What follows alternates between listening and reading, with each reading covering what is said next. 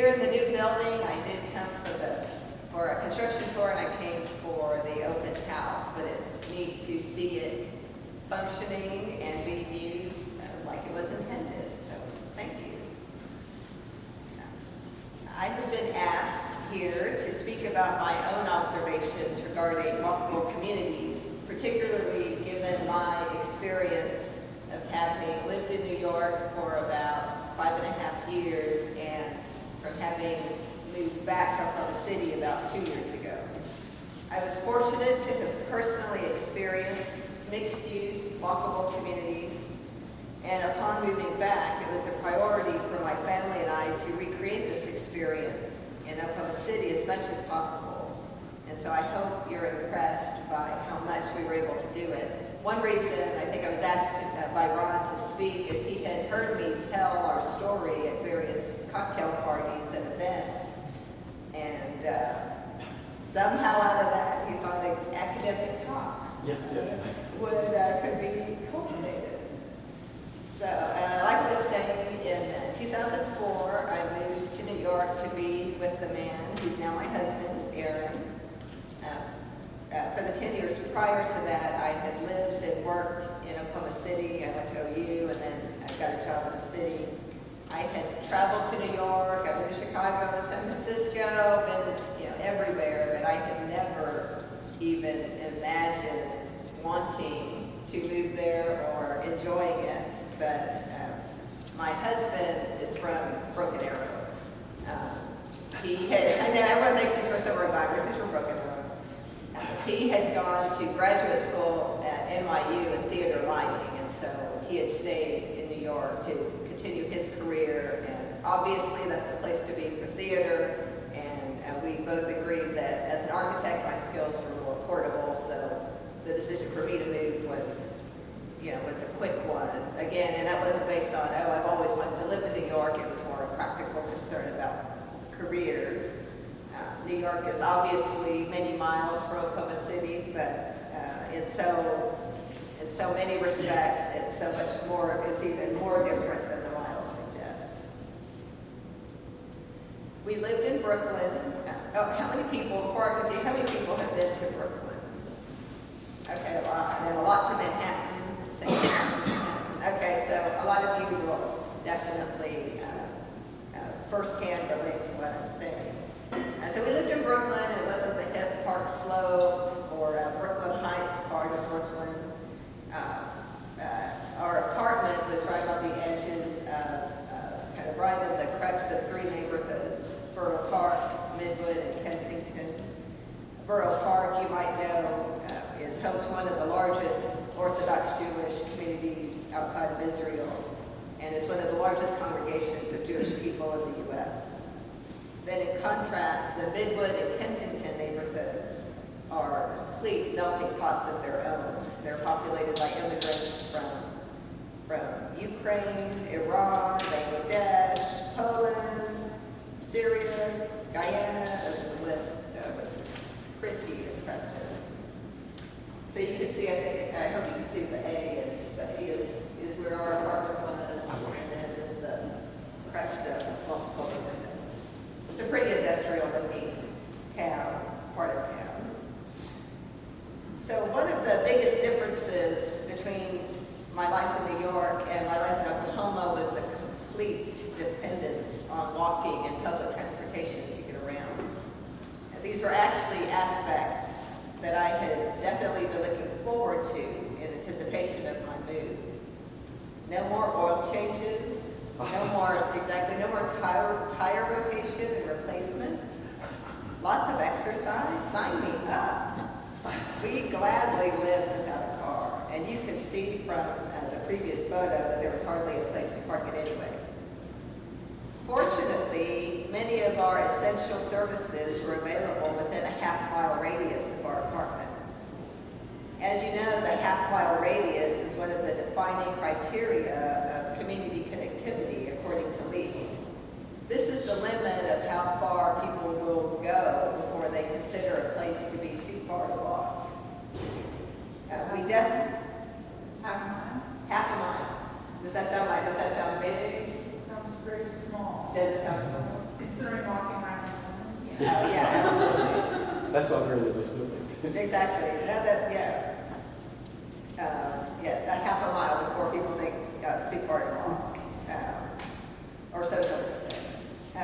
So we definitely had many of our basic services within this radius, and I've listed everything, all the stars on this map are places we frequented. There's a regular subway stop, the grocery store, takeout food, the bank, the laundromat, the post office.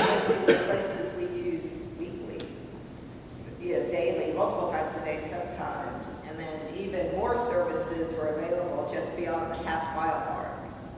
And that's what happened. That's one of the benefits of living in a neighborhood where the population density is approximately 33,000 people per square mile. For comparison, it's really hard to really define Oklahoma City's population density because it is so varied, but generally the only statistic I could find was 923 people a square mile. Yeah, exactly, very different. So the benefit, we're talking about kind of community use, but this one personal benefit was I've never been so fit in my entire life. I moved in August and had lost a size and a half by Thanksgiving. Because you have to walk. I mean, I had to walk. I didn't have a car. The only way to get places was to walk. And I always estimated that I was walking cumulatively at least 5 miles a day. So even with all the street food and pizza slices, you can still lose weight. It's awesome. But as many services that were within half a mile of our apartment, there were even more that were not as readily available here. What about clothing, dining, entertainment? And that's where it helped to have a second neighborhood, or an entirely different neighborhood that we had regular access to. So for most of the time I lived in Brooklyn, I worked in the East Village. I think we would all agree that just under 9 miles is not a long commute at all, but I was commuting by subway. Fortunately, we lived on the subway line, on the subway line that could get me directly to the office without any transfers. And all told, it was about a 45-minute door-to-door commute. That's me leaving the house, walking to the subway stop, waiting for the train, getting off, stopping for a Coke or a donut or something. Bagel. Do I? Exactly. Well, if you didn't die in the traffic. Right? So door to door, and then in the office by about 9. And that's one thing that I really didn't mind. So it's about 45 minutes, but it was hard to really mind that because you could read, write, visit with friends. Here, when you commute 45 minutes, I hope we're not reading or driving. So I did walk this route one day just for fun because I wanted to know, I thought, what if there's an emergency? I got to get home. And do I even know the route? Like, I know how to get there on this underground subway line, but the path to walk it, and I got as far as just on the other side of the Brooklyn Bridge. So I got about here. And then I pooped out. I was like, okay, I've done it. I proved I can do it. So my husband was working in a theater in Midtown during the 2003 blackout, and he had to walk all the way home. Everybody, him and 5 million of his closest friends, had to walk home to Brooklyn. So most of you probably know Greenwich Village as the home of NYU. That's Washington Square Park here, and most of the NYU campus. And then, so the East Village is roughly south of 14th, north of Houston, and east of Broadway. So the population density of Manhattan is, does anyone want to guess? So we said Brooklyn was 33,000 roughly. Manhattan is 70,000 people per square mile, so that's a full twice what it is in Brooklyn on average. So this is my work neighborhood, and because of that density, or in part because of that density, could possibly need is in Manhattan. And just about everything I could ever possibly need was in a half mile of my office. So this marker here was my office location. So my typical routine was, get off at the subway stop every morning, hit the ATM as I walked up Broadway, stop by the pharmacy for cold medicine or pantyhose, whatever. I always needed something from the pharmacy on the way to work. Stop by my favorite hot tea cart where the guy always had my tea ready the way I wanted it before I even got to the window, like clockwork. Maybe stop by the deli if I needed breakfast. And that I was remembering that here you stop for breakfast and you get sausage, egg, and cheese biscuit. But there you get an egg and cheese on a roll. And it took me forever to get used to the roll. But I knew one day I would miss the roll when I left. And I do miss the roll. Here you can't get it on the roll anywhere. So I'd be in the office door by 9. At lunch, we would scoot down to the Dominican deli for some roast chicken. Maybe it's a good day for bibimbap from the Korean place around the corner. Maybe we're in a rush and we just have time to grab a slice of pizza. Then we'd head to a project meeting. Maybe that means back on the subway. Sometimes it meant walk to the project site. During my time there, I worked on a project at NYU that was over here. And for most of the time to get to the UN, I got on the subway stop. And then we also worked for Con Edison, the electric utility, and that was their office.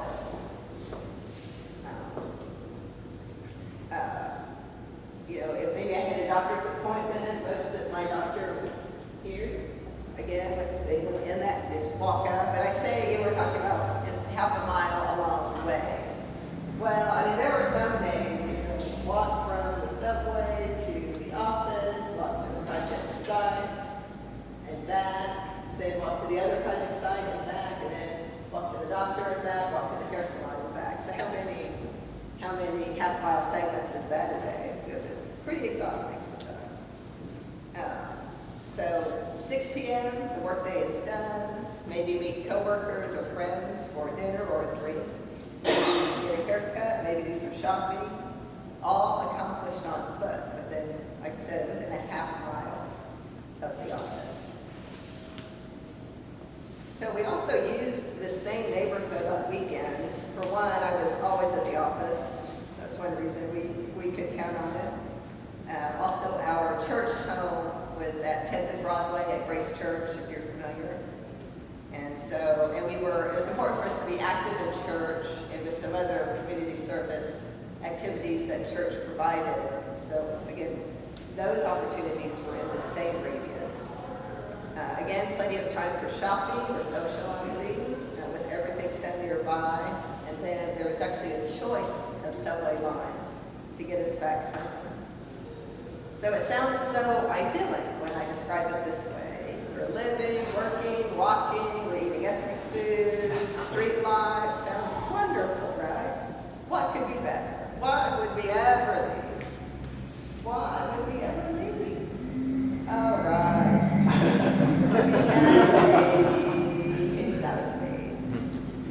We figured 8 million people in the 5 boroughs were living with babies, so could we.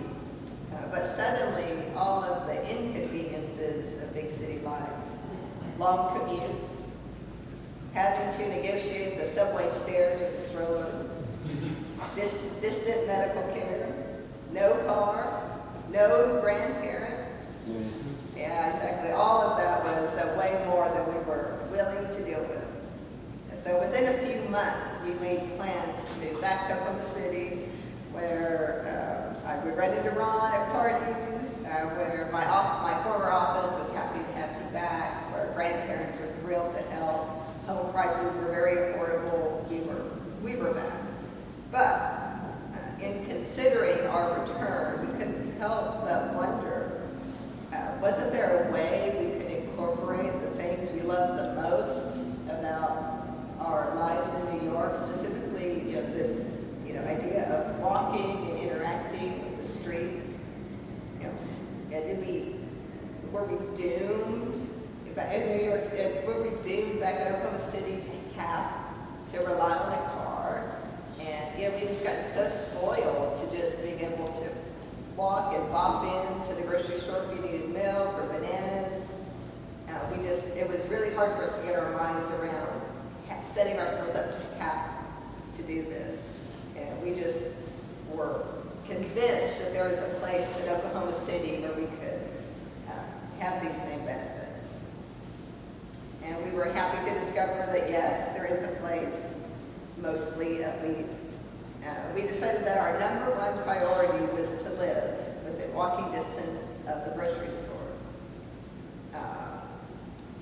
So it didn't take long to do a quick survey of Oklahoma City to figure out that there's just a handful, not even a handful of neighborhoods, but anything within a radius of the bike or less at 23rd and Penn was the place we had to live. So this map is a map of our neighborhood. This is us here at BED. I think Blair, you live somewhere over here. We're talking, Ron used to live right over here too. This map is to the same scale as both the Brooklyn map and the East Village map I showed, and I have the East Village map here. I was just going to flip back and forth between them a couple of times so you could kind of, I don't think any narration is required to see the distance, to see the differences. Obviously, this is 100 times more dense because in terms of services, because it's 100 times more dense in terms of population. But density aside, I think you can definitely see how many services. Again, I've just marked the places that we actually do use. I can't say we frequently use them. We don't frequently go to sushi for lots of reasons, but we always go. We're always going to the grocery store. We do walk to the grocery store, at least when it's not too hot or too cold. I'll admit that. And Eli comes with us in a stroller or a wagon. We owned a home built in 1923. We did not realize that living in walking distance to the hardware store would be so awesome. And there's even a Chinese joint in walking distance. And it is identical to the one in Brooklyn. And check this out. Aaron, my husband, has been working this year as adjunct faculty at Oklahoma City University, and he was just offered and accepted a tenure track position. So, that's like the ideal, right? Walking to work, walking to services. Walking to work is definitely something we did not have in New York. We could not afford to live in walking distance of either of our works. So, like I was saying, I've just marked the services that we use. But there are many in this area you're familiar with that we don't interact with regularly. There are bus routes that we don't use. We probably should get more familiar with them than we are. There's a second grocery pharmacy across the street. There's a nail salon. There's other sandwich shops. There's entertainment at Lyric, or even in walking distance to the Blue Door, if you're familiar with the Blue Door. So there's entertainment. There are several churches. There's even 2 elementary schools. So it really is a walkable community, comparable, I would say, to New York in very many ways. And it's right in the middle of Oklahoma City. So we really do enjoy living here. We appreciate its urbanness. It's not the most glamorous neighborhood, but the houses are quaint and the neighbors are friendly. So again, this all just put back and forth.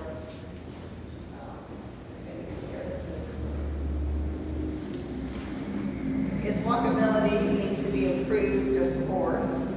Pedestrian access is far from perfect. Sidewalks are discontinuous or in poor condition. Good night lighting is non-existent. The crosswalk signal at 23rd and Penn is too short, and you really have to pay attention and run across the street when the signal changes. There's no sun shelter at bus stops. That's like not a luxury in Oklahoma summers.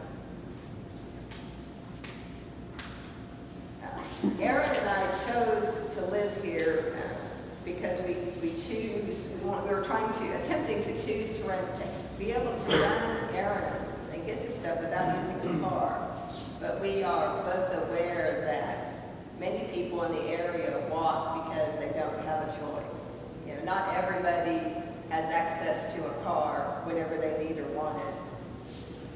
The cross avenues in our neighborhood are very frequently traveled by shoppers. Everybody is walking in the street because the sidewalks are in poor condition. So that's why I feel, and I'm sure everybody, I know I'm preaching to the choir, that the city really has to prioritize walkability improvements. These are some initiatives you may be familiar with. In 2005, the city adopted a corridor plan that included this area of town. One of the strategies proposed was to improve signal timing for pedestrian safety. I read that the other day and I was amazed. I'm still waiting for that. But I'm not. I was like, I'm still waiting, but I'm not waiting because I'm running across the street because the signal is changed. I got to get across. In 2009, planning expert Jeff Speck was hired to analyze the walkability of the downtown and midtown areas, which are further east of the neighborhood I was talking about. And primarily, he cited a shortage of housing and retail as what was really limiting the walkability. He was saying, well, there's nobody living there to walk anywhere, and there's nowhere for people to want to walk, so nobody's walking. And so I would have loved to see his analysis of the 23rd and Penn area, because I think it has everything he was advocating for the other areas. Funding for MAPS 3 was initiated last year. $10 million in it was budgeted for sidewalk improvements, and an estimated 70 miles of sidewalk are going to be constructed. All I could find was that a study will determine the locations, and I hope I get some input into the initiative. And finally, as you know, Oklahoma City is currently developing its new comprehensive plan called Plan OKC, in which transportation of all sorts, including pedestrian, is being addressed so that we can, quote, have healthier communities and new opportunities for economic development. I'll move to that. So there aren't very many truly walkable urban places in Oklahoma City. That is, areas that are more densely populated with an existing adjacent infrastructure of healthy commercial property. I think we're most of the way there here at 23rd and Penn. Aaron and I are so happy to have been able to recreate and enjoy much of the walkable experience we enjoyed in New York, right at Oklahoma City. So I hope you are somewhat impressed that that possibility was